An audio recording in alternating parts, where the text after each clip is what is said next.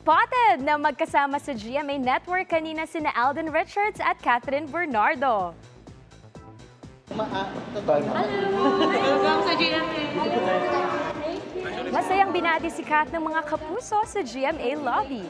Nasa GMA si Catherine para sa promotion ng balik-tambalan nila ni Alden na Hello, Love Again na collaboration ng GMA Pictures at Star Cinema. Maraming guesting sina Alden at Catherine sa GMA shows, kabilang na dyan ang Family Feud. Dapat ding abangan ang kick-off at poster launch ng pelikula sa Laguna ngayong Sabado. May emotional moment si Heart Evangelista sa pagtatapos ng Paris Fashion Week. Sabi ko, in Jesus' name, sana kung meron akong pagkukulang sa nakaraan ko, sana talagang mabigay ko sa inyo kasi I really want you guys to be. Pero ayaw namin, dear. We'll fight for you, dear. Sa kanyang latest mini-vlog, shinare ni Heart na naiyak siya habang nire-recall ang past experience sa naturang spot malapit sa iconic Eiffel Tower. Pero tears of happiness and gratitude daw ang meron si Heart ngayon dahil sa mga nakasama niya sa Paris Fashion Week. Sinuklyan naman niya ng tight hugs at sweet moments ng kanyang team na may bonus pang song and dance number. Congrats, Heart and team! Good news, Phil Olivis! Dumating na sa Pilipinas ang Philam popstar na si Olivia Rodrigo. Kaninang hapon nang lumapag sa NAIA ang eroplanong sinakyan ni Olivia, fresh from her successful Guts World Tour sa Singapore. Happier indeed dahil kasama niya pa ang boyfriend at British actor na si Louis Partridge. Fans, this ain't a bad idea dahil 2 tulog na lang mangyayari na ang special Manila Silver Star Show sa Philippine Arena sa Bulacan. Lahat ng proceeds sa kanyang first Philippine concert mapupunta sa Olivia's Fund for Good. Isa itong global initiative para sa mga kababaihan. At sa mga timbahay naman, wala nang rason para sa jealousy dahil may one last stop ang Guts World Tour. Good for you ang concert film na mapapanood sa October 29. Super excited na raw si Olivia na makauwi sa Pilipinas. I haven't been to the Philippines, but I grew up with a lot of Filipinos. Lumpia, adobo. I ate it every single day. Hitting almost 23 million views! Super proud si comedy genius Michael V sa binuo nilang parody song na Salarin Salarin. Pero ano kaya ang pinatutungkulan ni Bitoy sa kantang ito? Alamin sa chika ni Aubrey Carampel.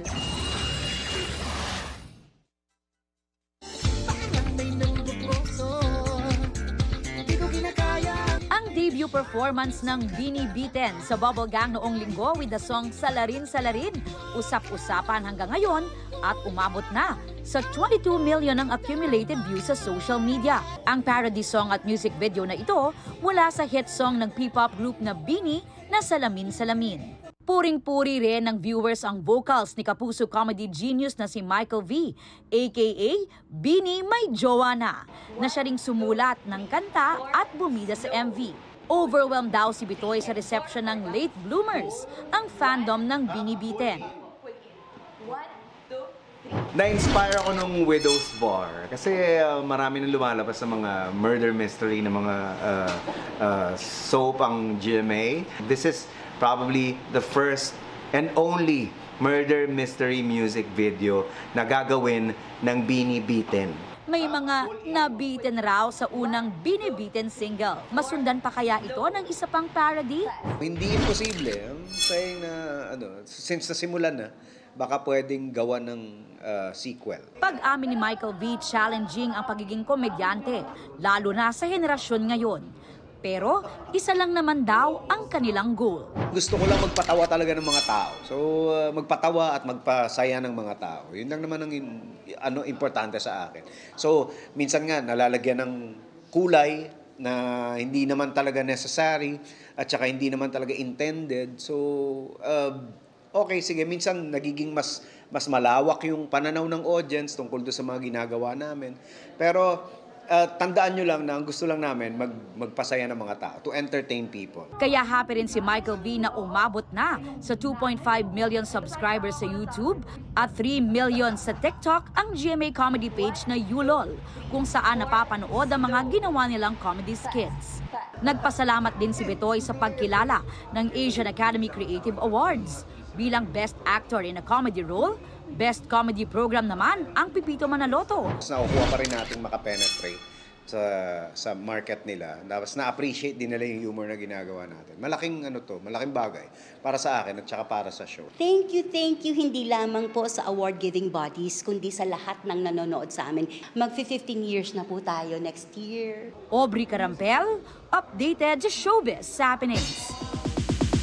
Dahil sa hectic na schedule, sa gitna pa rin ng trabaho ang naging quality time ni Ruru Madrid at Bianca Umali. Isinisingit nila yan sa paghahanda sa Sparkle Goes to Japan World Tour. Makichika kay Aubrey Carampel.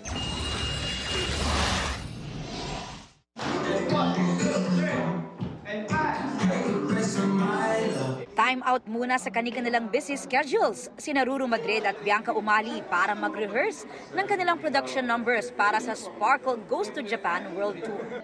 Makakasama nila rito sina Julian San Jose, River Cruz, Jillian Ward at Betong Sumaya. This is actually parang pang 8th time actually na rehearsal namin for this Sparkle World Tour. So this coming October 20, tuloy na po kami. Sparkle World Tour goes to Japan. Ayan. For more details, please do visit Sparkle social media account. Dahil abala sa mga ginagawa nilang mga pelikula at serye, sa rehearsal na lang daw ulit nagkita si Ruru at Bianca. Si Ruru kasi abala sa ginagawang GMA Pictures MMFF entry na Green Bones, habang si Bianca naman sa movie na Dango at Encantadia Chronicles Sangre. Parang pakiramdam namin ni Ruru ay very aligned yung universe para sa aming dalawa ngayon. Although, yun nga lang, syempre nasasakripisyo ang oras naming dalawang magkasama. Pero it's okay, everything will be worth it. Sa ngayon, nagtitrain din si Ruru para sa isang bagong proyekto. Pare kumpus ako ng Filipino Martial Arts. So malapit na po naming i-reveal kung para saan po yung preparation po na iyon. Actually, Ruru and I have been starting something new. Yes. A new hobby, a new skill set. And actually, hindi pa rin namin na-share sa mga tao. But soon. Quality time na rin daw ng Ruka ang pag-workout kasama ang pamilya ni Ruru. Sinabi niya sa akin na yun yung best na pwede namin mairegalo sa magulang namin, kay Airpods, kay Mama, na yung lifestyle ba na maayos nila. At first, sobrang naging mahirap yung pagpilit namin sa kanila. But eventually, yun nga, parang ngayon ayaw na nila mag-skip. For us to be able to bond with Ruru's family that way, na we train them, at the same time, we are able to help them, improve their lifestyle and make them healthier. Ang sarap sa puso kasi we get to, iba yung bond namin ngayon. Aubrey Carampel, updated sa showbiz happenings.